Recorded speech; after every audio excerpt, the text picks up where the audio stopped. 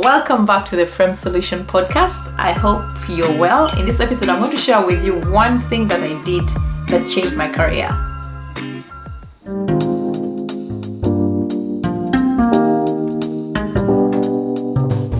I say one thing because this one thing helped me overcome a mindset that was crippling. Without further ado, let's get right into this episode. So at the start of my career, as I've shared before on this podcast, if you haven't caught the audio episodes, they are linked in the description.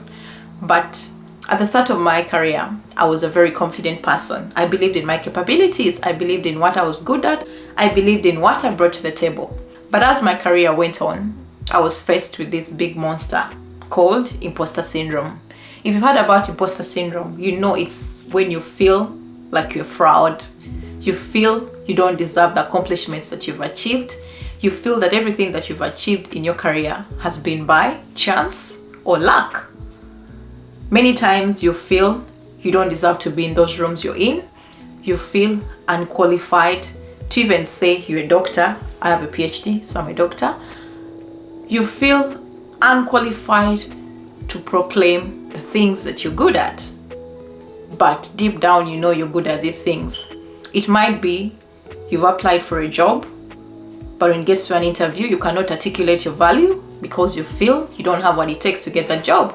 It might be you compensate for this imposter syndrome by working extraordinarily hard to make sure that you appear as a person who knows what they're doing. It might be you compensate for this imposter syndrome by wanting to be very perfect in everything that you do, suffering from that perfectionism mentality. It might be you find yourself procrastinating because you feel you still have to do something, but you have to do it when everything else is in order. That's how I used to be. I used to find myself procrastinating, self-sabotaging, being a perfectionist, and even not taking action because I'm scared. It got worse when I became a PhD student because as a PhD student, you find yourself failing many of the experiments you do as a PhD student. If you're like me, your case might be different. You'll find that you are failing. Your experiments might not be going as planned. You might find yourself lagging in your literature review, finding it hard to learn new concepts that you've not worked on, and also finding it hard to assimilate in that research group that you're in.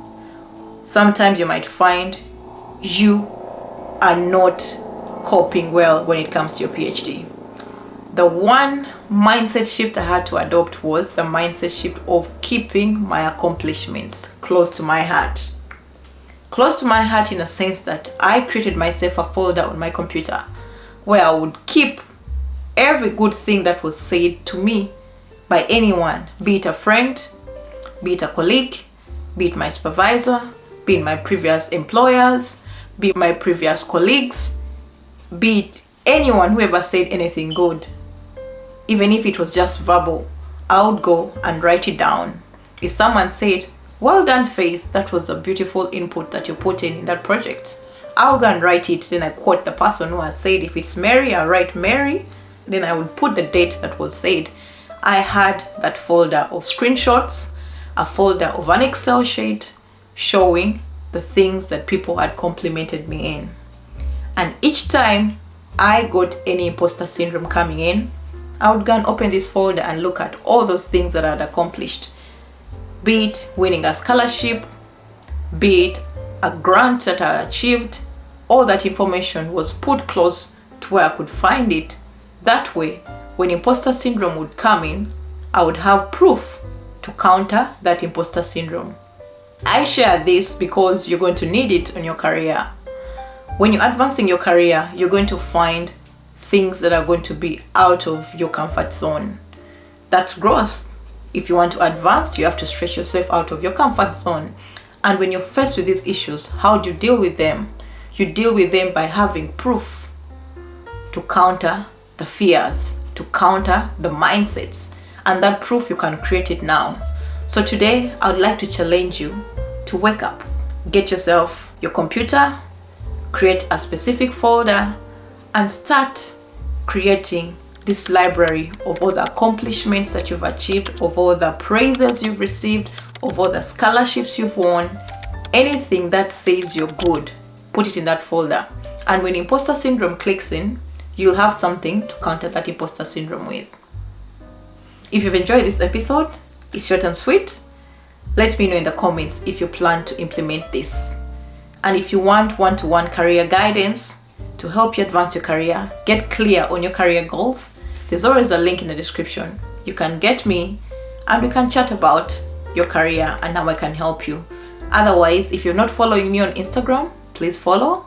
The name is The Frame Solutions. If you have any questions, just leave them down below and I'll be sure to help you. I hope this episode helps you counter imposter syndrome.